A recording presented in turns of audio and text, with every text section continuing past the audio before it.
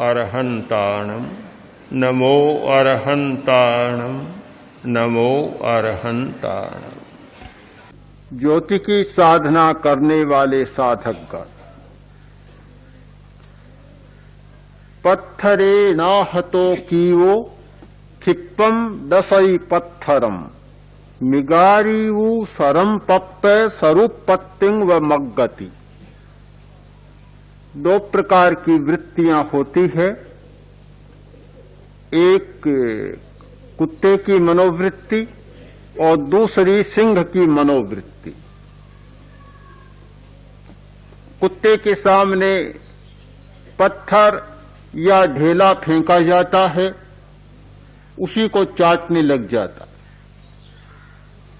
सिंह के सामने बाण फेंका जाता है या गोली दागी जाती है, सिंह गोली को नहीं चाटता, बाण की तरफ ध्यान नहीं देता।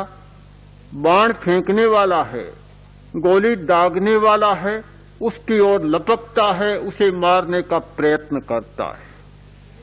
एक मूल कारण की खोज की मनोवृत्ति और दूसरी तात्कालिक मनोवृत्ति, जो सामने आया उसे खोजने की मनोवृत्ति। ये दो प्रकार की खोज की मनोवृत्तियां रही हैं। हम उपादान पर बहुत कम ध्यान देते हैं, निमित्तों पर ज्यादा ध्यान देते हैं। परिस्थिति से अधिक प्रभावित होते हैं, उपादान से कम प्रभावित होते हैं। सच्चाई यह है कि उपादान मूल कारण होता है, परिस्थिति आती है चली जाती है। किसी से पूछा जाए गुस्सा आता है, ऐसे तो नहीं आता, प्रतिकूल परिस्थिति आती है तो गुस्सा आ जाता है। अनुकूल में तो कैसे आएगा? कोई कारण ही नहीं कि अनुकूल में गुस्सा आए। प्रतिकूल परिस्थिति आती है, गुस्सा आ जाता है। मन के प्रतिकूल कोई घटना होती है, क्रोध उभर आता है। इसका अर्थ हुआ कि मनुष्य परिस्थिति का गुलाम है, परिस्थिति से प्रभावित होता है। अपना स्वतंत्र कोई अस्तित्व नहीं, जैसी परिस्थिति वैसा वह बन जाता है। हमारा यह परिणमन का चक्का चलता है, आदमी बदलता रहता है, पर वैसा ही बनता है जैसी सामने परिस्थिति होती है। स्वयं अपने भाग्य का निर्माता नहीं, परिस्थिति उसके भाग्य की निर्मात्री है, परिस्थिति उसके भाग्य का निर्माण करती है।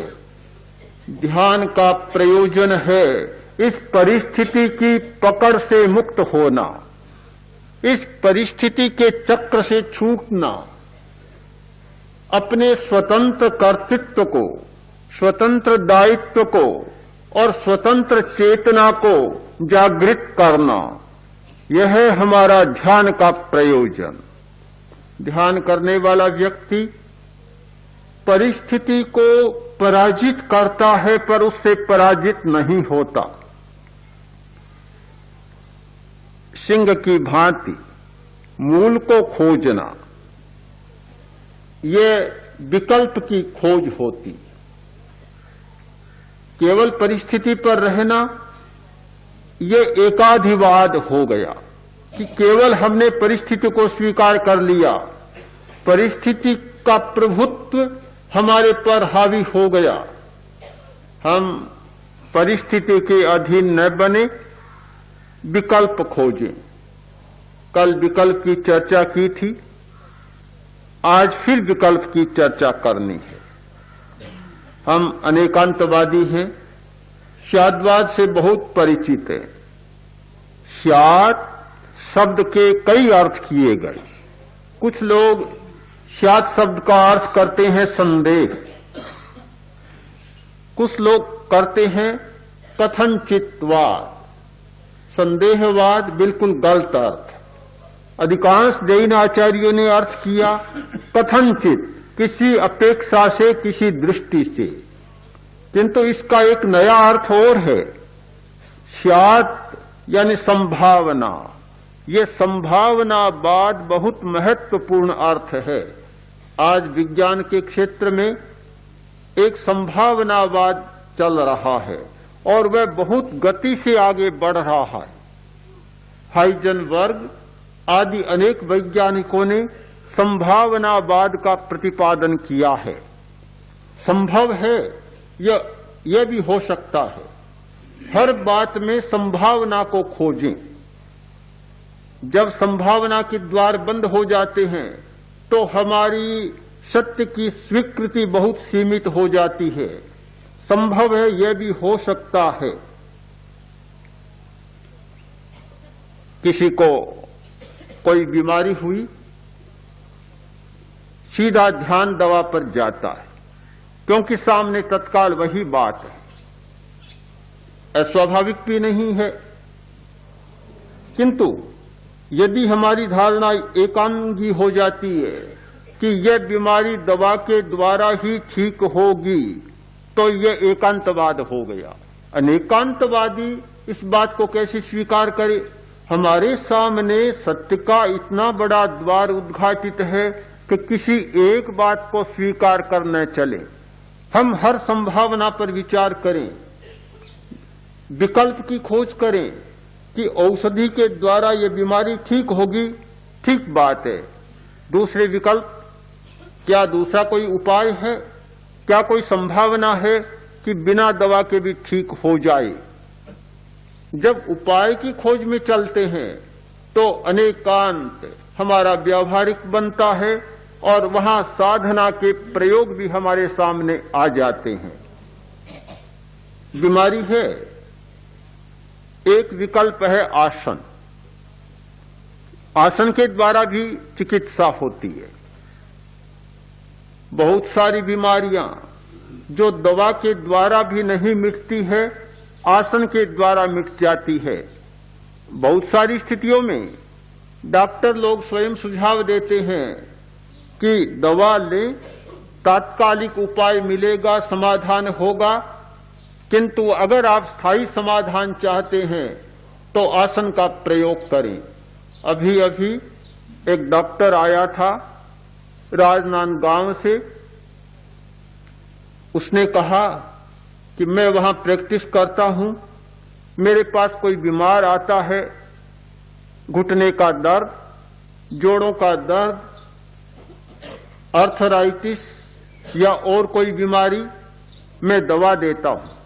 साथ साथ उन्हें कह देता हूं कि तात्कालिक लाभ होगा, एक बार थोड़ा समाधान हो जाएगा, किंतु अगर आप स्थायी समाधान चाहते हैं, स्थायी इसका इलाज चाहते हैं, तो आप आसनों का प्रयोग करें। उन्हें मैं आसन बता देता हूं। दोनों साथ साथ चलते हैं, दवा का प्रयोग भी चलता है और साथ में आसन का प्रयोग भी चलता है, और इस दोहरे प्रयोग से मुझे बहुत सफलता मिली है।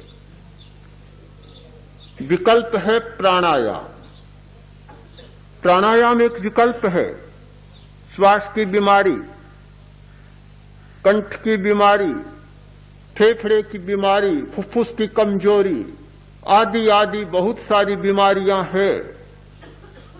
प्राणायाम एक विकल्प है कि श्वास का ठीक प्रयोग किया, बहुत सारी बीमारियां शांत हो जाती हैं। हमने देखा